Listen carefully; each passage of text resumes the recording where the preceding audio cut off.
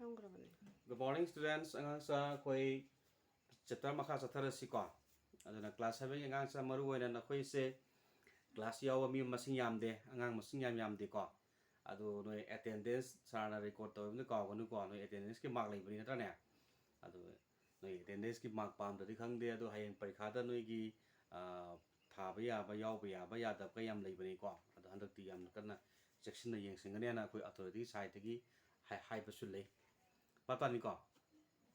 Ato ngasi ikoy na nena do si kay matang no respiration in men hai ba ko kay matang dai ba respiration in men gi matang da ngasi nena ga do ni hai ba di akoy na ihala ne akoy na khang de kay khang de ta di akoy na so or ju hon do e natra we are the we are going to give out the ear natra and we are inhaling the kana ear hai ba di akoy na so ju holy hon do e amasung honjili yai ko soro honjin busi bune ko na inhalation ko wi english ta ko biological dam da kai ko ba inhalation ko wi sor honjin busi ko kai ko ba inhalation ko wi hontok busi bune ko kai ko ba exhalation ko wi ko bata ni ko honjin bune kai ko ba inhalation hontok bune kai ko ba exhalation ko wi abani ko ya sara si ire ga ni le we take in and give out air through our nostrils. Breathing in is called inhalation and breathing out is exhalation. So honjin basi bune koina kana koreba inhalation ko ya bani ko so honjin basi bune koina ko wa inhalation ko wi amuko dawa hondok basi bune koina ko wa so hondok basi bune koina ko wa exhalation ko ya pata ni ko honjin bune ko wa inhalation hondok ki bune ko wa exhalation ko ya pata ni ko sana hai cha the number of times we breathe in and out in a minute is called the rate of breathing or breathing rate. Have the question stop what some of the nangi friends go be nangi be ko nangi stop what some thamakanda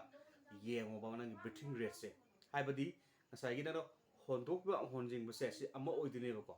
hondok ki ba amso honjing ba se na ama oidini amko su hondok ba honjing ba man tor kana masing thi de kanda mi amada kyam yam nang so hondok sin to ba kyam yam to ge se nang kaung to bi ya ba adugi rate tu bune khone ke ko ba breathing rate hai se bata ni ko already yeng se akoi yeng se how we breathe akoi na sor kamai hole hai ba dum yeng se bata ra sor se khone kamai hole yeng se ko nakoi ki textbook ki page number 112 da 112 ta noi u phangani draga mu u gani ko nang sa ari ge mu page number 113 da su nakoi su so da draga mu su u gani ko bata ra hai ba draga mu su pun bune ngo we take in air through nostrils which lead to the nasal cavity.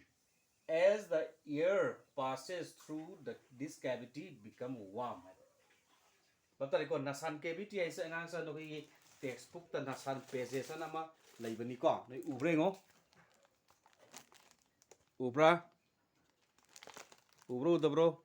sila yedu nasan pages ngasagi naton gi magi sai makhul magi lambi du bune ko na nasan hai se bata ni ko sai kana gi ba sanai ba do nasan pages ana ko sidama tilaga lere sigi pages tu bri ko cavity adi yam thot pa aho ba hai bani ko cavity hata di bapta da size po aduna akoi na makata na yeng ya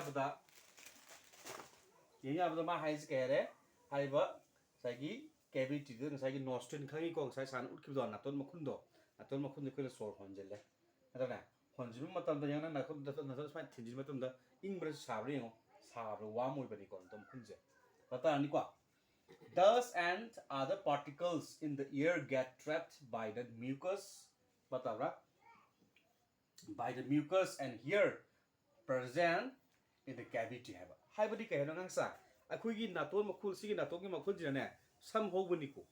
batavra si makhul jira sam howi adu gi shum ta ga dawe nap na lo ba mucus adi kai no ta di nap nam lo ba khu fluid ama khani ko manung da naton makhul yaw ba film khani adu na maram marka na ka dawe ufun wai fun ato particle me ama mahik mayam ama changlak pa kui natur an mai gi nasan pages mung da ara nasan cavity ko lungs ta kaida yogi ba yagi ba sai mahik mayam sing amura kai sing phatta ba ufun sing do sai magi naptuna sai gi nap magi ko gi nap law ba ko gi mucus thai tari ko sijina atraga sai ko gi samdu da napal laga le hello we have ni adu aseng ba clean oi ba ear ku tang thajil le have ni ko from the nose the comparatively clean moist and warm air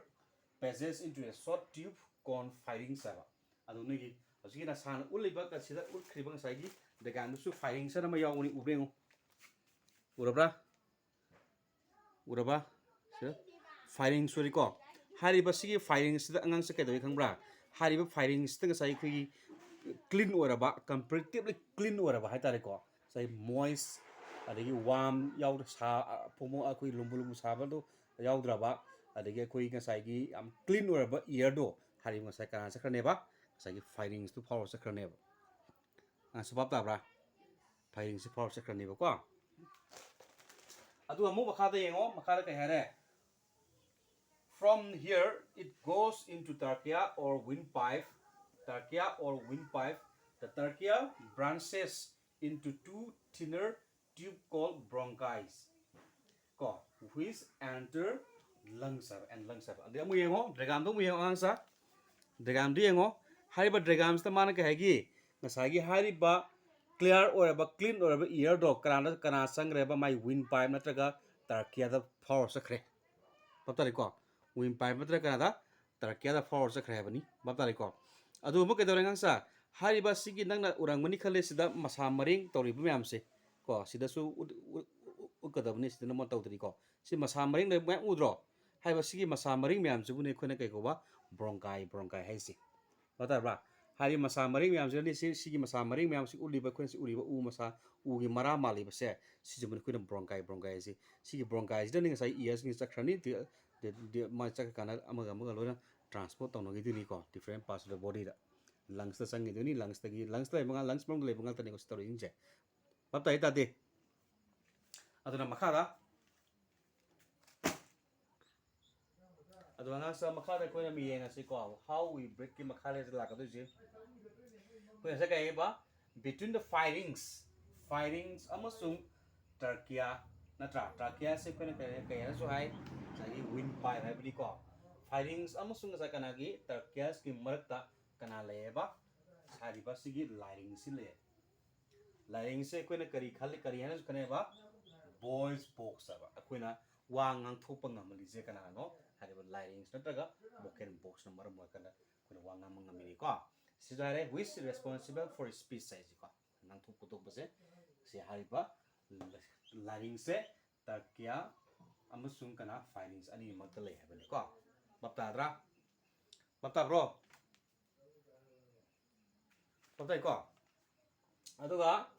after entering the lungs bronchi divides into smaller and smaller tubes called bronchioles sai san ha gi ni ko bronchioles sai gi masa mai masa maring me ama khajuro podo kui u mara thindro putro to budo ko adu du ni ko ana and finally air passes through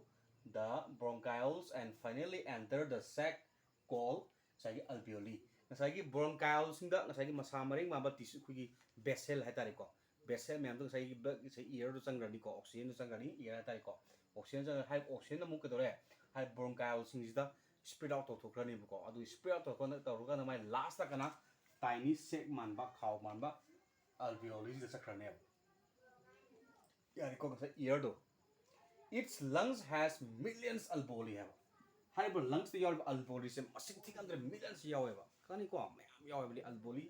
alveoles mayam yaw bani have alveoles se ba which get filled with air we inhale ba akoina honjing grebe air sinje sida hariba sai alveoles da lay habani ko filter lay habani there is very fine mass of blood vessels surrounding its alveoli alveolus habani sida mu plural agara alveolus lani hariba sai gi blood vessel mayam amna haitari ko sai gi alveolus se blood vessel mayam na surrounding to thamle yabani ko the oxygen of the air in the alveoli passes easily through the till one of this blood vessel है पंग oxygen से oxygen याव air दो say alveoli mong दंग से ले बदो के दो मतलब passes तो वरनी Kannada till wall of blood vessel ना passes तो वरनी ने है बड़ी कई इसी से ना भी कहना say blood vessel दल रंबा अतरंगा say alveoli तो जो ले रंबा air से alveoli से कनाना surrounding तो ले बा say blood vessel में ना surrounding तो ले है बनी कौन say alveolus से यानी को अदो say alveolus तो ले बा say कना से air से कनादा मु थाजिल ले बा say blood vessel से थाजिल ले oxygen यावर बा say oxygen यावर बा air से कनादा blood vessel थाजिल रे कना नो alveoli में को it combines with the hemoglobin in the blood form oxyhemoglobin and carry to all parts of the body have और ngasai hai ba blood ta yori ba hemoglobin du da sai kana se oxygen ni tin jing re hai ba di blood ta ka yori ba hemoglobin hai ba protein ni yori ko hai ba hemoglobin ne maram oi kan ne blood na ngang si why the blood are red at the I na ngang ji kai no ta di sai hemoglobin ko ba pigment si yaw bi ni hemoglobin ko ba pigment se si yaw do ta di plus hari blood any blood ko ngang ba gi ma su hangoi ko iseng se na khoi na pambi de su nai na kre sana pambi gi mana ayam pambi gi mana sangi ji kai ne ba hari ba pambi gi mana da ka yaw ba gi a green pigment called chlorophyll na tra ne hari ba chlorophyll se yaw bi da mak sai pambi gi mana sin sangi ni as well as adu chap mana na sai gi miyo ba gi blood na ngang ji kai na di hai si hemoglobin se si yaw ba gi ne ba tra ni ko adu ga sai gi alveoli gi blood vessel thajil la kha ba ga sai air do alveoli da gi blood vessel na thajil la kha ba sai air do ba tra bra sanai se air do ke do hemoglobin ga mix to mare tin sin na re adu kai form do re oxyhemoglobin ko ma form do re ai ko hai di oxygen yaw ba blood am oi re happening the blood with oxygen happening ba tra bra ai khoi na kai na so nai oxygenated blood ha so hai ko oxyhemoglobin na so hai nai atop lo na am da kai hai na ba oxygenated blood have adi pure blood hai tare pure blood means what oxygen yaw ba blood to bani ko ado oxygen yaw ba blood to ore bani na du ke different parts of the body de distribute or transportation to rani pata ni adu ke hai the carbon dioxide produced in the process of internal respiration is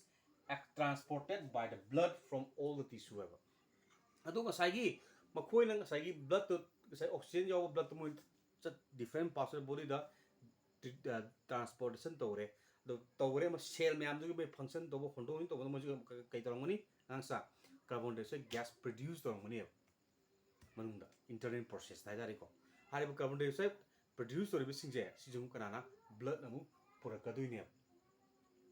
adare ko lungs the blood na mu pura ka dui ne bata bra tu ke re it passes si amu kana process la ka ni ko my reverse form ni hari ba se carbon dioxide yaw gas to se air to ke dore alveoli da pass to rani alveoli di amu kana blood vessel la rani blood vessel amu ke dore ni ko da expand out of the lungs de ko hondo khrani bab ta ba sanai je lungs to hondo khrani sumai do dang si ngang sa video se swada lo selasi bab ta ba khang da ba yaw re sa da ham hang pe ko phone to pe ne kana da phone to de ko adu sa gi video se subscribe to di ka no ko bab ta re adana na ko homework question sing do sa na ko WhatsApp kutang tharani until then have a nice day